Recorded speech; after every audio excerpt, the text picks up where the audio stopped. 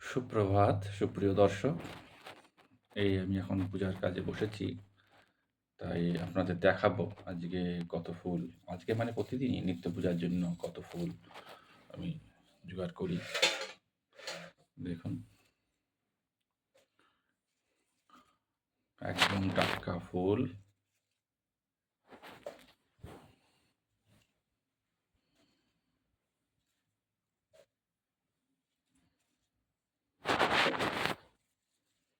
তবে এই ফুলগুলো কিন্তু এখন অনেক বড় হবে।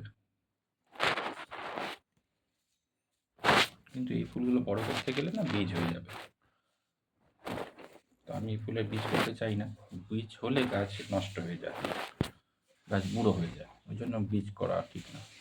কুচি কুচি অবস্থায়